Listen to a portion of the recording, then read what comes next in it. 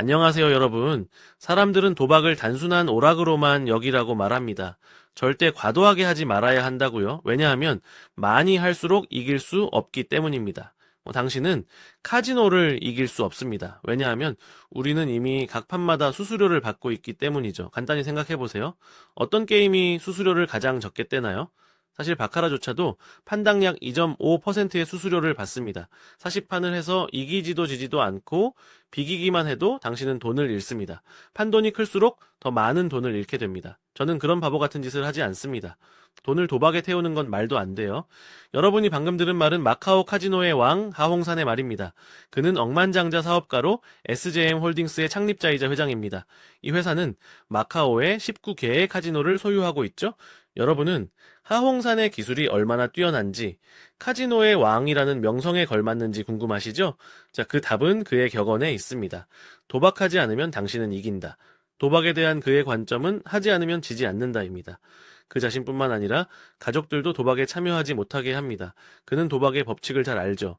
10번 도박하면 9번 진다. 한 TV 인터뷰에서 그는 솔직히 말했습니다. 저는 항상 사람들에게 조언합니다. 도박은 오락으로만 보세요. 너무 많이 하지 마세요. 왜냐하면 많이 할수록 이길 확률이 낮아지기 때문입니다. 하지만 카지노는 항상 수수료를 챙깁니다. 저는 말하지만 사람들은 듣지 않아요. 40판을 비기기만 해도 돈을 잃습니다. 그는 인정합니다.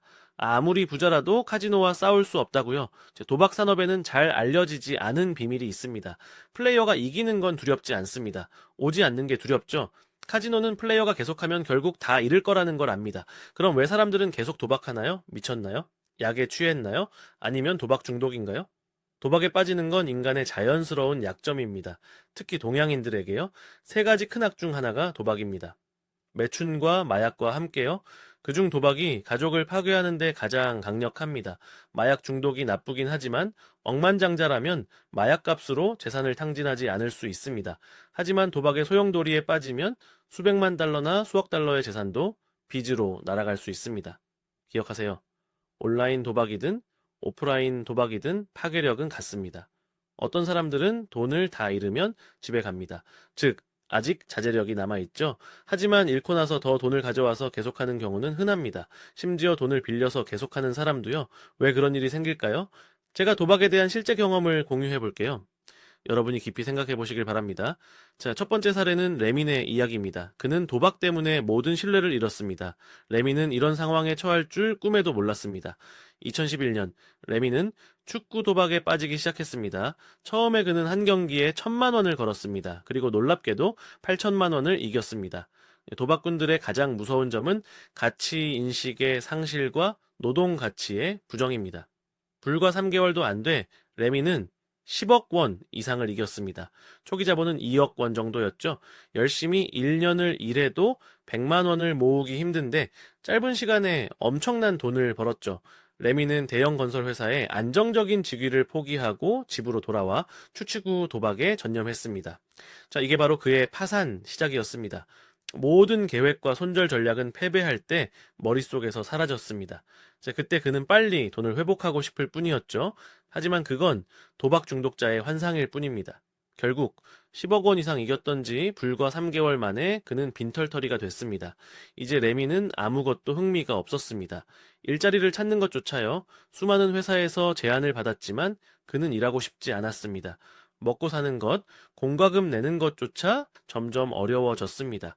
가장 무서운 건 그는 노동의 가치를 완전히 부정하게 됐다는 겁니다. 자, 그는 30억 원 이상을 잃었습니다. 그중 20억 원 이상은 부모님과 은행에서 빌린 돈이었습니다. 엄청난 빚과 잃은 돈을 회복하려는 욕망이 레민을 미치게 만들고 자포자기하게 했습니다. 그는 시장의 고금리 대출 회사에서 돈을 빌리기 시작했습니다. 월 3%라는 무시무시한 이자율로요. 반년도 안 돼 레미는 다시 패배했습니다. 이제 그의 신용카드는 재정 구멍을 메울 수 없었습니다. 은행들은 반년 이상 연체됐고 소송을 준비 중이었습니다. 이제 레미는 매월 2억 원 이상을 갚아야 했습니다. 이자만 7천만 원 이상이었습니다. 그때 레민이 가족에게 털어놓고 친구들에게 빌려 빚을 갚고 도박을 끊었다면 그는 새 삶을 시작할 기회가 있었을 겁니다. 하지만 아니었습니다. 레미는 부모님께 숨기고 130제곱미터 넓이의 집을 팔았습니다. 빚을 갚고 나니 남은 돈은 2억 원뿐이었습니다. 그 후 레미는 한 달간 호텔에 숨어 지냈습니다. 모든 연락수단을 끊고 계속 도박을 했습니다. 그의 머릿속엔 최소 20억 원을 이겨 작은 집을 사고 새 삶을 시작해야 한다는 생각뿐이었습니다. 한 달이 지나 레민에게 남은 건 100만 원뿐이었습니다. 이제 그는 해방 계획을 세웠습니다. 부모님을 마주할 용기가 없었으니까요. 그는 편지를 쓰고 1억 원을 어머니께 송금했습니다. 그는 떨리는 손으로 두려움의 호텔 최상층으로 올라갔습니다. 운명을 마주하기 위해요. 레미는 자신을 경멸했습니다. 도박할 때는 아무것도 두렵지 않았는데 이제는 두려웠으니까요. 그가 술을 마시며 용기를 내려던 그 밤, 부모님이 호텔 예약 정보를 통해 그의 위치를 찾았습니다. 집에 돌아온 레미는 2달 동안 침대에 누워 아무것도 하지 않았습니다. 가족은 그를 많이 탓하지 않았습니다. 재앙이 지난 지 약 1년 후 부동산 가격은 30억 원 이상 올랐습니다. 레민의 부모님은 평생 고생해 집을 사줬는데 이제 그 후유증을 크게 겪었습니다. 아들 때문에요. 우울한 반년 후 레민은 마침내 도박을 끊고 새 삶을 시작하기로 결심했습니다. 하지만 수년간의 가치인식 부족이 그를 새 삶으로 이끌기 어렵게 했습니다. 그는 반년 동안 부모님과 시골에서 살며 월급 1,000만 원도 안 되는 일을 했습니다. 이전 삶과의 큰 차이와 동년배 압력이 레민에게 자살이 더 나은 선택이라고 느끼게 했습니다. 그는 완전히 실패했다고 느꼈습니다. 당시 레민은 30세였습니다. 집도 없고 낡은 차 한 대뿐 완전히 빈손이었습니다. 도박 때문에 결혼도 파탄났습니다. 14년 동안 일을 소홀히 하고 도박과 자살 생각만 했습니다. 하지만 어느 날 아버지가 방으로 와서 말했습니다. 아들아, 옛 도시로 돌아가 처음부터 다시 시작해라. 작은 일자리를 찾아봐. 점점 나아질 거야. 부모가 전적으로 지지할게. 과거는 잊어버려. 부모가 의논했어. 자, 연금과 지난 몇 년간의 임대 수입으로 내게 70제곱미터 작은 아파트를 사줄게. 결국 레미는 도박을 끊고 새 삶을 시작했습니다. 그는 돈이 있으면 자제할 수 없다는 걸 알았습니다. 그래서 매월 급여를 받으면 바로 어머니께 송금하고 하루 30만 원만 식비로 받았습니다. 또 모든 신용카드를 해지했습니다. 현재 레미는 14개월째 도박을 끊었습니다. 저축한 돈은 축구 경기 티켓 한 장 사기에도 부족하지만 작은 방 대도시 화장실 크기만 한 곳을 살 수 있을 정도입니다. 하지만 그는 부모님과 안심하고 이야기하고 작은 선물을 사줄 수 있습니다. 거울을 보며 자신을 마주할 수 있습니다. 남은 인생 동안 레민이 모든 실수를 만회하기를 바랍니다. 더 깊이 들어가기 전에 채널을 구독하세요. 돈에 대한 더 많은 진실을 알 수 있고 재정 자유를 빨리 이룰 수 있습니다.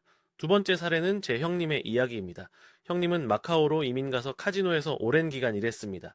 그래서 왜 많은 사람들이 도박이 가족과 삶을 파괴한다는 걸 알면서도 빠지는지 설명할 수 있습니다. 그건 인간의 본성 때문입니다. 인간은 항상 욕심을 가집니다. 노동자는 더 많은 돈을 벌고 싶고 연인들은 더 많은 사랑을 원합니다. 노력하는 사람은 더 완벽함을 추구합니다. 평범한 삶에 만족한 사람조차도 실패 없는 삶을 꿈꿉니다. 사실 누구나 욕심이 있습니다. 형님은 많은 도박꾼들을 만났습니다. 그들은 평범한 사람들이 꿈도 못 꿀 자산을 가졌습니다. 그들이 하룻밤에 잃는 돈은 평범한 사람의 평생 저축일 수 있습니다. 어떤 사장님들은 직원 월급을 늦추면서도 돈을 도박했습니다. 카지노의 진짜 고객은 소액 도박꾼이 아니라 식사 체인 최상위에 있는 사람들입니다. 평범한 노동자들의 삶을 쥐락펴락하는 사람들이요. 형님은 고객 몇 명의 예를 들었습니다. 도박꾼의 본성을 더 깊이 이해하시라고요. 첫째, 모험을 즐기는 도박꾼입니다. 형님이 만난 사례는 30세 젊은 부잣집 아들입니다. 매월 마카오에 한 번 오고 매번 50억에서 100억 원을 가져옵니다. 먼저 10억에서 15억 원을 걸고 이기면 비슷한 액수를 계속 겁니다. 순조로우면 바로 30억 원을 겁니다. 남은 돈이 몇 억 원 뿐이라도 전부 걸기를 주저하지 않습니다. 시작부터 끝까지 20분이 넘지 않습니다. 10억에서 150억 원을 이기거나 전부 잃습니다. 그에게 도박은 자극을 주는 것입니다. 관심사는 돈 액수가 아니라 심장이 빨리 뛰는 긴장감과 원하는 걸 이룰 때의 쾌감입니다. 승리의 순간 세상이 자기 편이라고 느끼고 하늘이 자신을 사랑한다고 생각합니다. 인생에서 그런 느낌을 몇 번 느낄 수 있나요? 간단히 말해 미래는 아무도 모르지만 운을 이기면 미래를 쥔 기분입니다. 모든 게 뜻대로 됩니다. 하지만 카지노는 이런 고객을 두려워하지 않습니다. 100번 이겨도 한 번 지면 자본과 이익을 다 잃으니까요. 이런 사람들은 절대 패배를 받아들이지 않습니다. 사업에선 성공할 수 있지만 카지노에선 결국 패배자입니다. 둘째, 의존적인 도박꾼입니다. 이 이야기는 시골 출신 기업가 53세 정도의 남자입니다. 매번 70억 원을 가져옵니다. 한 번에 몇 천만 원만 걸고 이기면 이긴 돈으로 계속합니다. 그의 전략은 안정적입니다. 서두르지 않고 그렇게 130억 원을 이길 수 있습니다. 한때 그는 한 달 내내 이겼습니다. 몇 억 원에서 30억 원까지 거의 지지 않았죠? 하지만 원금이 2억 원 이상 이르면 완전히 다른 사람이 됩니다. 극도로 조급하고 충동적입니다. 한 번에 몇 억 원을 걸어요. 원금을 회복하면 다시 소액으로 돌아갑니다. 한 번 몇 판 연속 졌을 때 형님이 처음으로 그가 미쳐가는 걸 봤습니다. 몇십억 원을 걸었지만 졌고 결국 남은 돈 전부를 걸었습니다. 결국 다 졌습니다. 그 후 그는 개인 자산을 담보로 계속했습니다. 일주일 만에 700억 원 이상을 잃었습니다. 그는 마카오 카지노에서 너무 욕심부리지 않으면 크게 이길 수 있다고 했습니다. 하지만 생각해보세요. 그의 회사 연간 이익은 100억에서 150억 원입니다. 하지만 마카오에서 일주일 도박으로 한 해 노동만큼 벌 수 있습니다. 도박의 무서움은 이전 노력의 가치를 하찮게 만드는 데 있습니다. 그런 환상에 빠지면 정당한 노동으로 돈 버는 동기를 잃습니다. 동시에 삶을 피하려는 생각이 듭니다. 세상에서 도박 전문가조차 지속적으로 이길 수 없습니다. 도박으로 부자가 되려면 카지노를 여는 게 유일한 방법입니다. 네, 장기적으로 수익을 낼 수 있으니까요. 셋째, 공허하게 사는 도박꾼입니다. 이건 두 남자의 이야기입니다. C와 D씨라고 하죠. 둘 다 큰 고객으로 개인 자산이 수억 달러입니다. 하지만 믿기지 않게 한 달에 20일 이상 마카오에서 도박합니다. 장기 체류를 위해 필리핀 여권으로 바꿨습니다. CC는 AMGM에서 자주 놀고 12시간 연속 슬롯 머신 앞에 앉아 있습니다. 지루하지 않고 식사도 그 자리에서 합니다. DC는 바카라를 좋아하고 테이블에서 많은 시간을 보냅니다. 이겨도 크게 기뻐하지 않고 저도 크게 신경 쓰지 않습니다. 한 번 C가 C에게 말했습니다. 이 슬롯 머신은 정말 무적행이야. 돈이 아무리 많아도 부족해. DC가 물었죠? 그걸 알면서 왜 계속해? C가 답했습니다. 이거 말고는 아무것도 흥미가 없으니까, 심지어 너도. 그들은 돈이 너무 많아서 할 게 많을 텐데 왜 카지노에 돈을 바치나요? 하지만 나중에 이해했습니다. 우리는 성공한 유명인들, 스티브 잡스나 잭마, 워렌 버핏처럼 부자들이 모두 그렇다고 착각합니다. 하지만 실제로 돈이 너무 많아서 할 게 없는 사람들이 있습니다. 그들은 모든 사치를 즐겼고 하늘이 준 모든 대접을 받았습니다. 돈 버는데 만족하고 자선은 내 돈인데 왜 줘? 라고 생각합니다. 그럼 그 후엔 뭐 할까요? 도박입니다. 어차피 돈이 부족하지 않으니까요. 하지만 도박 테이블에서 방탕한 껍데기 뒤엔 공허한 영혼뿐입니다. 결국 CC는 수백억 원의 빚을 졌고 DC는 여전히 도박에 빠져 있습니다. 제가 방금 이야기한 건 도박에 대한 인간 본성을 반영합니다. 이제 외부 요인을 말해볼게요. 마카오에 가본 분들은 알겠지만 카지노는 매력적인 혜택이 많습니다. 다시 오고 싶게 만들죠. 회원 카드를 만들어 포인트를 쌓고 핸드폰이나 호텔방으로 바꿀 수 있습니다. 제 VIP 룸에선 안내원이 큰 고객을 데려오고 오면 호텔 차량 식사까지 무료입니다. 큰 판돈이면 헬리콥터까지 보냅니다. 때론 쇼핑까지 도와주고 가정부보다 세심합니다. 아마 많은 관광객들이 모를 거예요. 대부분 VIP 룸은 도박 중개인들이 운영합니다. 그들이 당신의 능력을 믿으면 카지노 돈을 빌려줍니다. 이기면 바로 현금으로 바꾸고 지면 상환 기한을 줍니다. 이건 번창하는 사업입니다. 네, 테이블 베팅 한도가 낮으면 더 큰 베팅 게임처럼 드래곤2나 드래곤3로 갑니다. 심지어 수억 달러 베팅도 있습니다. 마카오를 싫어하지만 전화 베팅 서비스가 있습니다. 바카라 앱을 설치하고 각판 점수를 알려주면 베팅 액수를 말하면 됩니다. 네, 여기서 궁금할 수 있죠? 왜 그렇게 많은 사람들이 바카라를 좋아하나요? 공정해서? 아닙니다. 규칙이 있기 때문입니다. 이후 규칙은 세계에서 가장 세련된 사기입니다. 바카라 플레이어들이 상황을 예측할 수 있다라고 믿게 만듭니다. 마카오가 유명한 건 카지노뿐 아니라 사치품 의류점, 보석점, 나이트클럽입니다. 마카오 나이트클럽은 세계 최고 미녀들로 가득합니다. 8개국 연합처럼요. 이 화려한 분위기에 쉽게 휩쓸립니다. 각 상점은 지갑을 열게 자극합니다. 주변 카지노들은 시한폭탄 달린 ATM처럼 친근하게 손짓합니다. 아, 이건 말 안 했네요. 네, 카지노 주변 레스토랑들은 포르투갈 음식이나 홍콩 음식이 아니라 중국 각지의 음식점입니다. 동북, 사천, 호남, 상하이 등요. 이 친숙한 음식들은 중국 본토 고객들을 세심히 배려합니다. 마카오와 홍콩의 가장 큰 차이는 홍콩 사람들은 중국 본토 고객에게 약간 거만하지만 마카오 사람들은 반대입니다. 본토 고객을 만나면 깊이 고개 숙여 존중을 보입니다. 속으로는 본토 사람을 업신여길 수 있지만 돈 있는 자가 왕입니다. 솔직히 말해 저는 마카오를 진심으로 좋아한 적이 없습니다. 이 도시는 돈이 최고라는 네 글자를 명확히 보여줍니다. 상하이보다 화려할 수 있지만 마카오는 인간의 실용성을 극단까지 보여줍니다. 형님이 도박 산업에서 일했지만 여러분께 진심으로 조언합니다. 피하세요. 도박은 독입니다. 죽을 때까지 깨닫지 못하게 합니다. 왜 사람들은 다 잃을 때까지 떠나지 않고 돈 빌려서 계속 하나요? 간단히 아직 살아있으니 회복할 수 있다 때문입니다. 대부분 도박꾼들은 패배자임을 인정하지 않습니다. 대부분 사람들은 도박이나 도박 중독자의 심리를 제대로 이해하지 않습니다. 그래서 가족이나 친구를 도울 수 없습니다. 도박 반대 운동 선봉자들조차 도움이 되지 않습니다. 왜냐하면 진짜 이해하지 못하니까요. 도박 중독자들은 도박이 사기라는 걸 압니다. 그럼 합법적이고 공정한 카지노를 찾으면 될까요? 아니요.